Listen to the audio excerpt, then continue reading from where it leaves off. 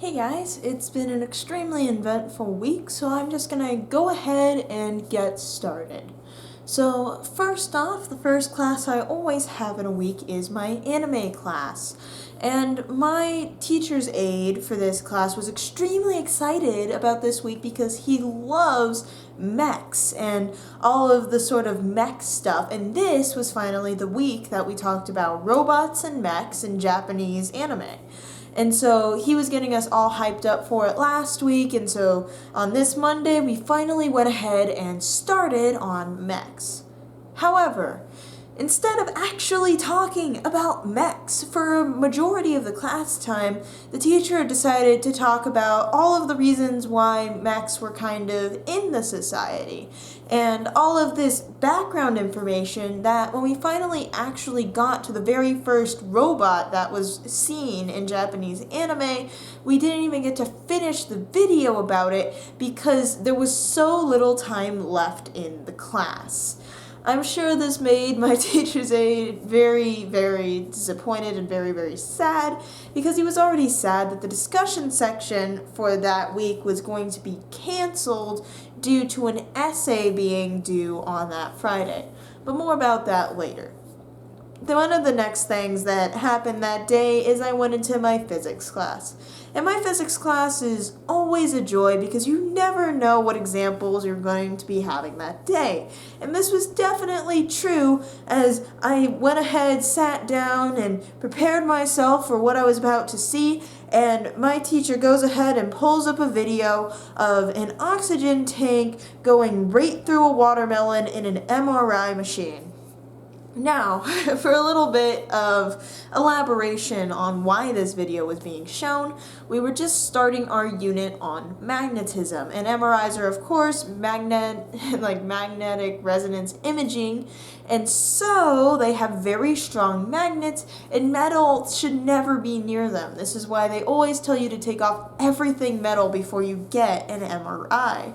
However, there was once a real-life case, and this is very unfortunate, where there was an oxygen tank placed in the same room as an MRI machine, and that oxygen tank was made out of metal. And there was a young kid who was getting an MRI at the time, and very similar to the watermelon, that kid did not make it out of that MRI because the scientists and the technicians were stupid enough to leave a metal oxygen tank in the room with an extremely powerful magnet. And so we went ahead and we talked about that, and we talked about the various implication of magnetics, but it was definitely one of those moments where you're like, wow, I didn't think I was going to be seeing that today. Okay, well, I guess I'll go on with my life, and whenever I walk into a room with an MRI machine, I will scout that room for any metal oxygen containers, and I encourage you all to do the same. Make sure that there is absolutely no metal things anywhere, it doesn't matter the size or shape or whatever, that could come hurtling towards you at such a breakneck pace that they could actually come and do some severe damage to you.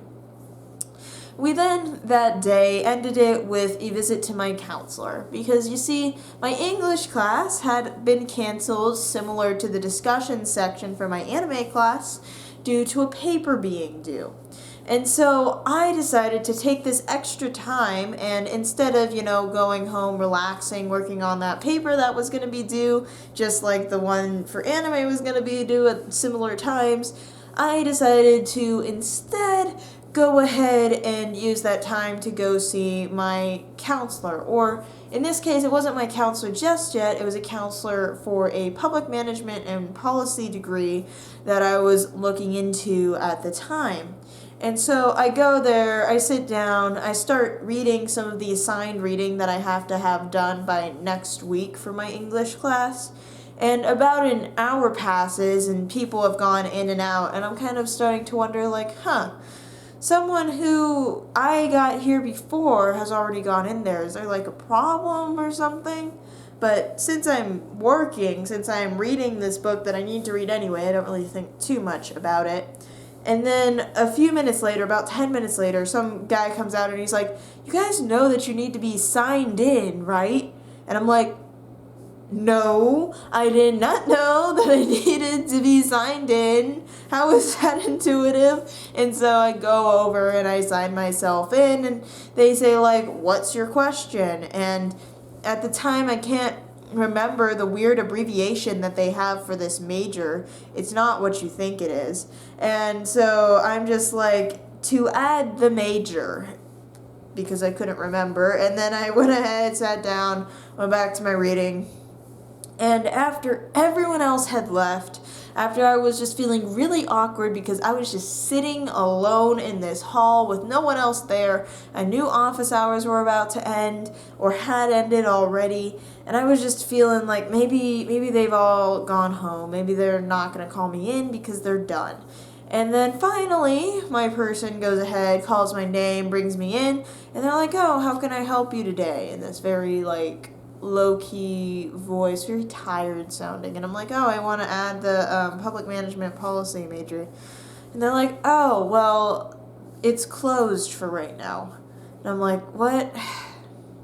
Why is it closed? I don't say this, but I'm like, okay, when does it open? And she's like, it opens in November. And I'm like, correct me if I'm wrong, but that date you just said in November, that is after registration, right? She's like, yes. And I'm like, why is this a thing? Why do you people do this? But to her, I'm like, okay, well, there's a class that I would need to take to start kind of getting the requisites for this major, and I can't take it without the major, so what would I do there? And she's just like, oh, well, it'll probably still be open. There's a lot of seats in that class, so, just add it after the major. And I'm like, okay, well, thank you so much for your time. I really appreciate it. Yeah, I'll just be going now. And so she gave me like a pen and with the website on it.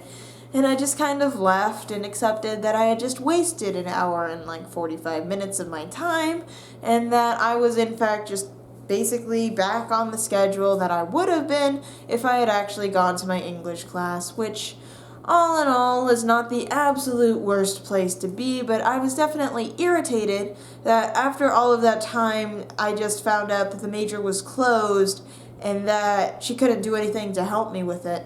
Oh, second thing, I actually had talked to her before this in email. I had said, hey, I want to add this, like, when should I talk to you about it? And she said, oh, office hours will be great. And so I'm like, oh, okay, so I'll go into office hours, we'll add the major, we'll be done.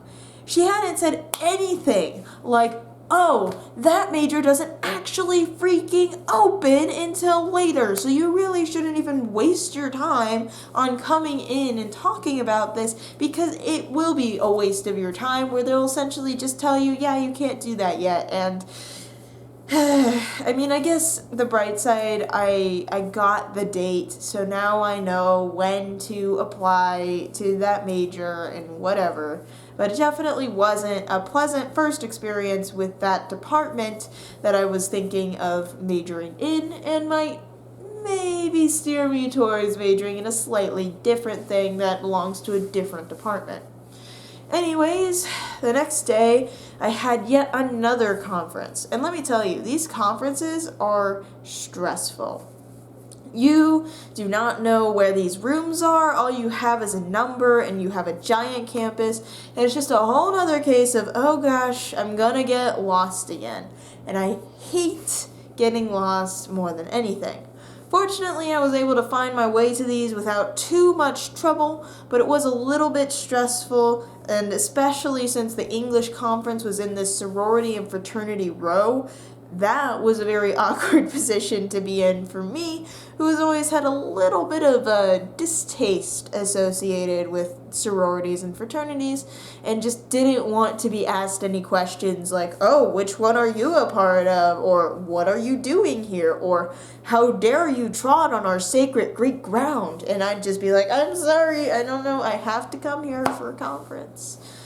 They're probably not like that, but they might be. And that's what matters. Anyways, I go into my English conference. We talk a little bit about the paper that I'm writing and that's going to come due. And he says, like, I really like your idea. I think it's really good. I'm just confused as to why you didn't write, like, the little summary of what your idea was. And I was like, oh, yeah, that was a thing. Fortunately, what I had turned in at the time was a rough draft, and so missing something like that didn't mean I was going to be missing out on any points. But it was definitely one of those, like, oh, I should probably be triple sure to check the rubric next time so that something like this never happens again.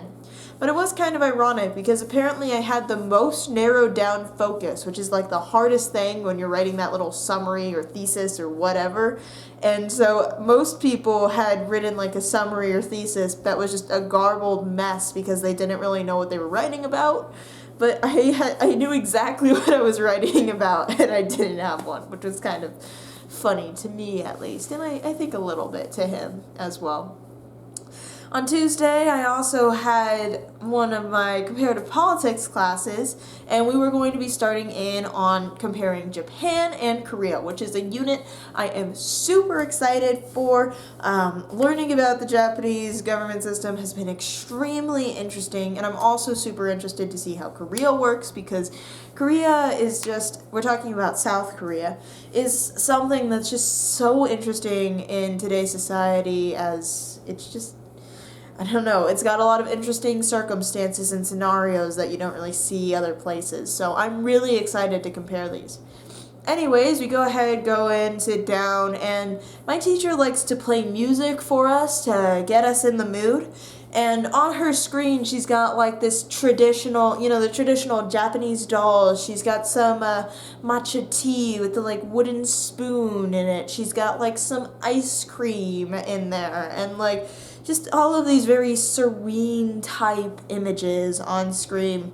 And then she goes ahead and she clicks her link to the music that we're going to be listening to for Japan. And what comes up but death metal? Like heavy metal Japanese music, and I was just so confused. Like, what is this? I have watched so much anime. I've been exposed to a fair number of Japanese bands, most of them like either rock and roll or more on the serene side, but this was just like headbanging type music, and I just wasn't expecting that from the serene pictures of Japan and my teacher, though I really should start expecting it from her because she's done this repeatedly. But she just doesn't look like the type of person that would listen to death metal, like, constantly. But apparently she does. First it was with Germany, and now it's with Japan, so I don't know. It's just weird to me.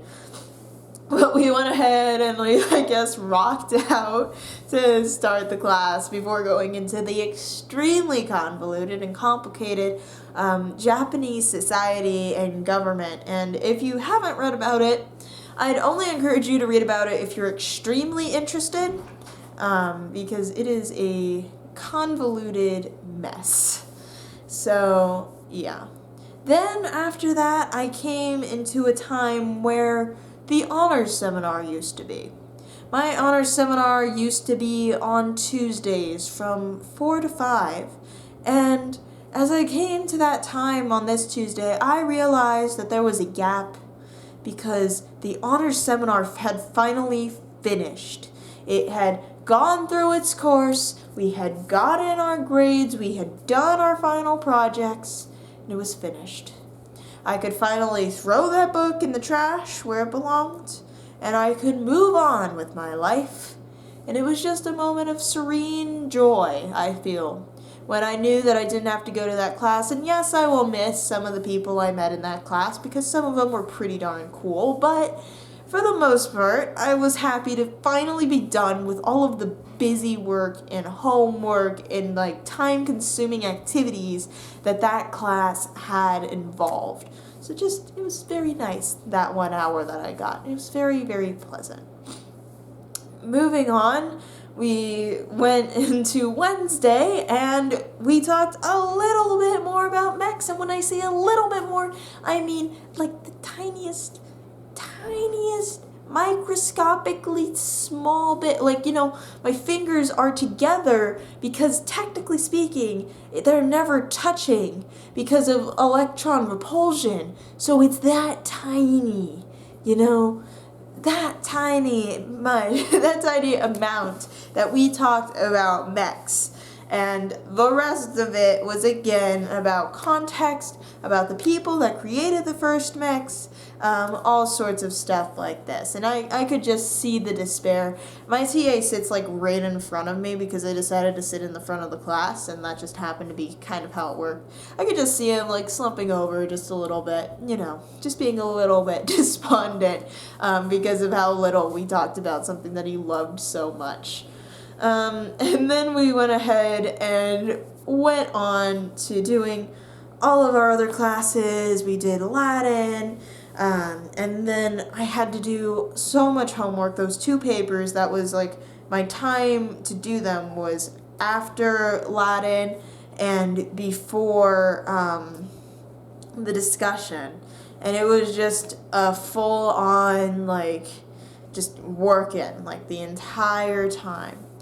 There was a short break because I had to go to a meeting with my Latin teacher to discuss my prior test and get back a few points during that period. But other than that, and even including that, it was just all like very focused, very concentrated work, just typing it out. And I got my English thing done, and then I got my Japanese, my anime Godzilla paper mostly done. Well, I say mostly. I got like 550 words out of 1,000, but I had all of my ideas concretely in there and very stable, and I felt very good about that. And I knew that I just needed to expand it on that later. And so I went ahead, went to the discussion. Discussion went pretty well. They still have pretty short worksheets as they have adjusted to create things that we can actually complete, which is nice. And then we went on to a reflection and refraction lab, which was fairly interesting as we learned just all the different ways that light worked, which is extremely intuitive. It's pretty simple.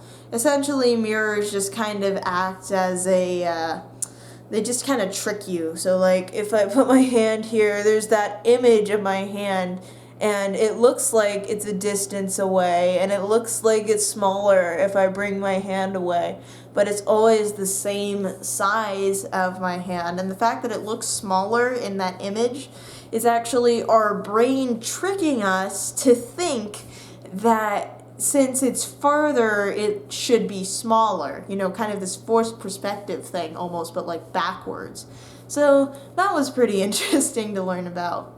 We also had a pretty good water polo practice, just working on like 6-on-5 stuff, which for you that aren't familiar with the terminology, it's essentially when we get a man down and we have to make up for it with our defense. So it was pretty good, pretty simple. And then I went ahead and went into Thursday, and everything was just going pretty calmly, everything going as I expected. And then I go into my comparative politics class. We talk more about Japan. That's extremely interesting. And then we finally get to the end of class where we finally get our tests back. And I was so excited about this. Excited is the wrong word. Nervous, anticipatory, probably better terms for it. I desperately wanted to know what I got on this test, and they were going to put the grade up right after we had received the test, essentially. And so I go ahead and I get ready, I get out of my seat, I go over, I start walking to the area where everyone's crowding around as they call out names to pass the test back. And this girl goes ahead and she walks up to me and she looks me in the eye and she says, "Hi, are you Rachel?" And I'm like, "Yes." And I had talked in class a few times prior to this, so I was like, I guess maybe she knows me from there. And I was like, yeah, how can I help you? And she's like, "Oh, well, I'm going to be absent in a couple of weeks, and the instructor told me to talk to you to get notes. She said you're really good at taking notes." And I'm just over here like awestruck, like, okay. because not only has the instructor never seen my notes, but I'm a decent note taker. I wouldn't say I'm incredible. One of my cousins actually does notes for people, and I wish I was that talented so as to have like good enough notes that people could actually like rely on them consistently. I don't trust myself to take good enough notes that get everything down. But she starts saying this, and I'm like, okay, yeah. And the other thing that's going through my head is that my main major is MCB. At this point, I haven't even declared a second major having to do with either public policy or law or whatever. I'm just MCB, and someone is coming up to an MCB, a science major, for notes on political science and all of this. And I'm just like, okay, I hope I don't let you down. I hope you don't fail this section of the test because of me. And I start offering these things like, oh, I'll just record the lecture too so that you can like go through it in case there's anything I missed and all of this. And then she's just like, I'm sure you'll do fine. But I can see that she's getting like uneasy by how insistent I am on saying that I'm not that good and like you should use these supplementary things.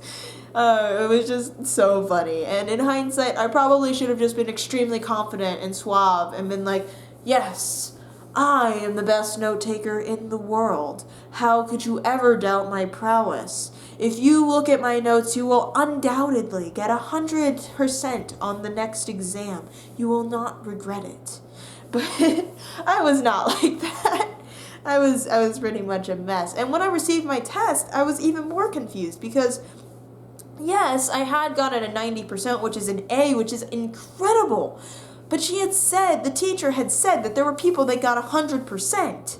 So why aren't you having her go to them for notes? Like, wouldn't that make sense? Go to the people that actually got 100% of the material instead of the person that like barely scraped by with an A.